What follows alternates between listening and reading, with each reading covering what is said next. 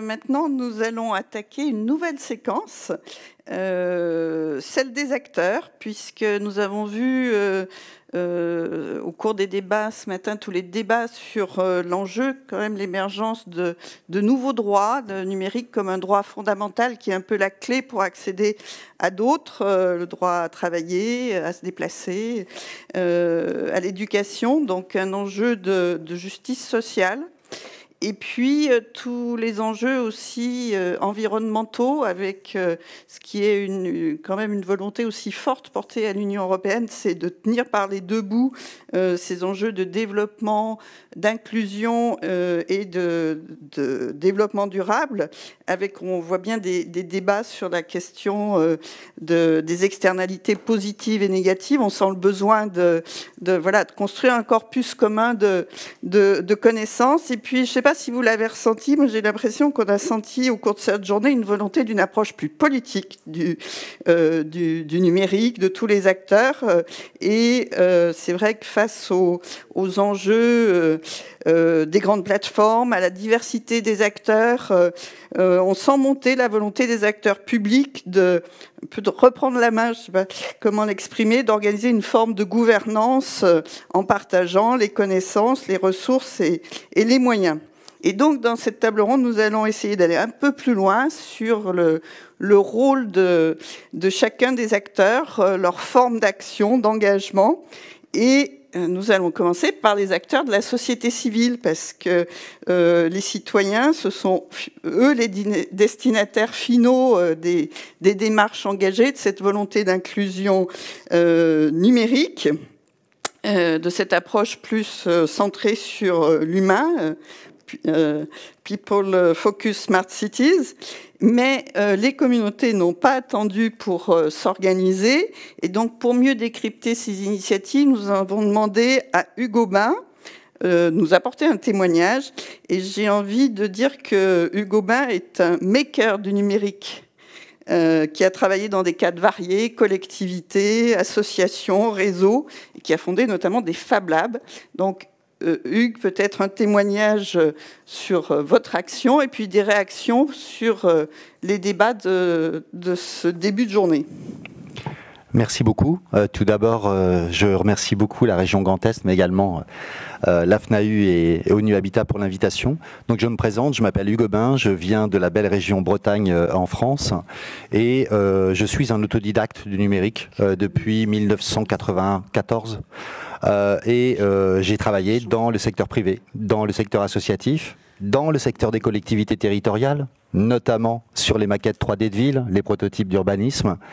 Et en 2010, j'ai rencontré une communauté qui, à mon avis, peut aujourd'hui apporter des formes nouvelles de rencontres et d'actions, et qui est une communauté qui transforme nos grands mots autour des communs, autour du data et autour des gens, en vrais lieux, en vrais territoires, en vraies actions, en vraies réalisations, et qui le fait d'une autre manière.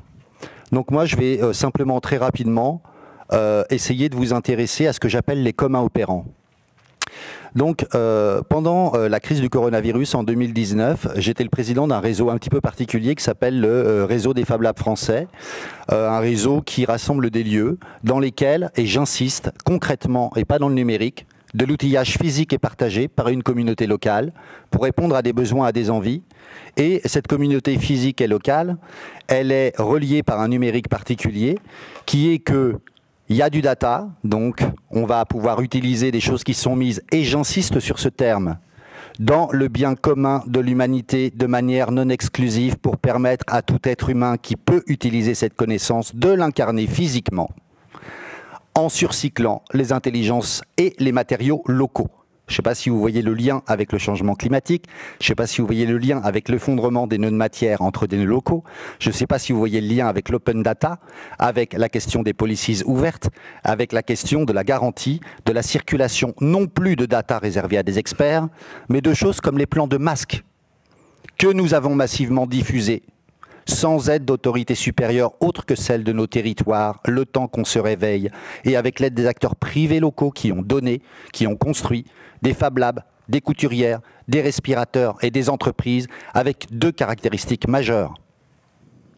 La première, On avait besoin que des résultats de recherche correspondant à des attentes de soignants qui ne pouvaient pas être livrés, ou des poules comme l'assistance publique des hôpitaux de Paris, le plus grand de France. Vous pouviez faire des chèques, il n'y a plus d'avions qui décollent. Donc on se retrouve, comme ce serait bien qu'on se retrouve, dans les effets du changement climatique, en résilience locale. Comment on les construit ? On a construit environ 6 millions d'objets de manière distribuée entre habitants, citoyens, collectifs, couturières, Fab Lab, TPE, PME et industriels en se basant sur des biens communs numériques qui ne sont pas des choses désincarnées de la main des habitants, mais des choses dont l'incarnation physique est refaite localement sur base de matériaux locaux pour de vrai. Cette théorie, elle a été formalisé en 2011 par un Espagnol qui s'appelle Thomas Diez et qui a fondé le Fab Lab de Barcelone dans un concept unissant des métropoles, aujourd'hui plus de 30, vénézuélien. Merci à toi. Donc Thomas Diez, le concept de Fab City. Ce concept de Fab City, à l'époque considéré comme utopique, aujourd'hui concerne non seulement des métropoles dans son incarnation, bien au-delà d'ateliers dans lesquels on va refabriquer de petits objets, mais concerne également le maillage qu'on a constaté, nous, au nord comme au sud, avec nos amis de la francophonie, notamment du réseau des Fab Labs francophones d'Afrique de l'Ouest, à une échelle infradépartementale. La question que posent ces réalisations est qu'on a incarné l'an dernier, ou plutôt entre 2020 et 2021, au départ sans moyens, puis merci, au final, par le soutien de l'Agence française de développement et de l'Union européenne, c'est tout bonnement d'essayer légalement d'assurer un vivier de solutions en intelligence collective rematérialisables très tangiblement dans les mains des vrais gens, sans passer par de tas de filtres d'expertise, de rentabilité qui font que ça n'est pas sérieux si ça n'est pas rentable à 1 million d'unités. Ça n'est pas rentable si j'effondre les flux de containers qui existent. Ça n'est pas, etc. Le fait est que c'est très sérieux, rentable ou non, et que ça produit non seulement de la résilience locale, mais du lien social. Rapidement, 2 récits. Maker Nord-Sud commence au mois de mars 2020 en confinement par le basculement et la rencontre des acteurs solidaires français du milieu médical, du milieu de la recherche ouverte et du milieu des Fab Labs et des couturières solidaires vers nos camarades du réseau francophone des Fab Labs d'Afrique de l'Ouest. Objectif, accélérer la transmission des plans et des spécifications médicales pour permettre une refabrication dans des Fab Labs mieux équipés dans 10 pays d'Afrique de l'Ouest. Sur 3 villes seulement, 20 000 bénéficiaires en quelques mois. Ça, c'est adapté ou pas à la certitude de l'incertitude dans laquelle on va avec les rebonds des effets du changement climatique? C'est adapté ou pas dans la question de la création d'un couloir citoyen entre d'un côté un marché qui est utile, mais je le rappelle, pour avoir bien travaillé et monté un réseau international de Fab Lab autour du handicap, les Human Lab également avec mes frères d'Afrique et d'Inde, le marché adresse des solvables. Ça nous pose un petit problème en santé. Ça nous pose un petit problème d'inégalité. La répartition des bénéfices de ce marché qui calcule ses retours sur investissement ne semble pas satisfaire tout le monde aujourd'hui sur Terre dans son modèle de développement. À côté de ça, nous avons des États pleins de bonne volonté qui tiennent un cadre juridique indispensable et dans lequel il y a de l'interopérabilité et des cadres plus larges de coopération. Certains adressent le numérique pour garantir une forme d'éthique ou de souveraineté. Ils ont été abordés ce matin. Je m'excuse, mais c'est entre ces 2 solutions qu'un couloir s'est dessiné et a concerné les millions de bénéficiaires des objets de solidarité de santé dans une des sous-crises qui doit nous servir de leçon de celle que nous allons tous traverser. Je prends donc les quelques minutes de parole que j'ai ici pour dire simplement, acteurs publics et privés, la compétition, les meilleurs gagnent, c'était peut-être bien, mais ça ne le sera pas.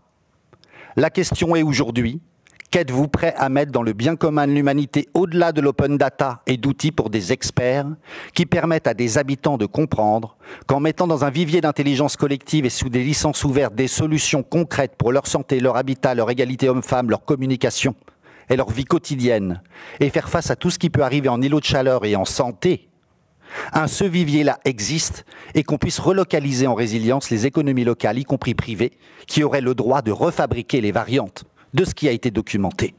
Ceci est-il aujourd'hui un enjeu? Quelle est aujourd'hui la quantité de financement accessible à quelqu'un pour rentrer dans un écosystème où quand il va régler un problème de handicap, il comprend que ce qu'il y a sur l'écran n'est pas pour quelqu'un d'autre, mais le plan de ce qu'il aura lui-même sur son moignon dans quelques semaines. Ce problème-là, je vous le dis, Je l'ai pratiqué avec des réseaux internationaux d'associations alternatives. Je suis moi-même le jeune président d'une association qui avait 190 € de budget il y a 8 mois et qui aujourd'hui, et nous remercions nos partenaires, va lancer un programme pour entraîner gratuitement les populations des villes, notamment d'Afrique de l'Ouest, à ces techniques qui consistent non pas à fabriquer des choses, mais à les fabriquer à partir de plans, de ce qu'on appelle l'open source et les communs, pour comprendre qu'ils peuvent y déposer des choses et y réincarner des choses. Tous les acteurs privés et industriels qui sont prêts à verser au-delà du code pour attirer des développeurs, des solutions concrètes de prothèses, de santé, de purification d'eau, de capture de fraîcheur, d'accord, et qui sont prêts à les verser pour aider et soutenir les initiatives d'entreprises, notamment au Sud, qui feront autre chose que du partage de revenus sur de l'exclusivité. Nous les encourageons à faire plus gros et plus fort avec notre communauté, aujourd'hui constituée par les 240 villes de l'AIMF, les Fab Labs solidaires de la Fondation Orange, qui sont 160 adossés à des incubateurs, et les 300 Fab Labs français et africains que j'ai la chance de fédérer. C'est le seul message que je voulais vous adresser. Nous n'avons personne à critiquer, nous n'en avons plus le temps. Les citoyens qui sont dans ou hors les ateliers dans lesquels on partage connaissances et outillage savent incarner une forme de lien social et habitent quelque part. Ces pratiques qui sont antérieures au numérique doivent être outillées par un certain numérique. Je ne suis pas l'apôtre d'un technodéterminisme qui, culturellement, a certaines sources, histoires, mais aujourd'hui plutôt celui qui, à l'instar de Sename Koffé ou Thomas Diez, souhaite que le partage et la coopération soient les deux mots-clés incarnés par ce numérique en 2022. Merci pour votre attention. Merci beaucoup, Hugo Bain, pour cette interpellation. On avait demandé à être challengé dans les propositions. Je pense que c'est un bon challenge. Alors, je vais passer tout de suite la parole à Gérard.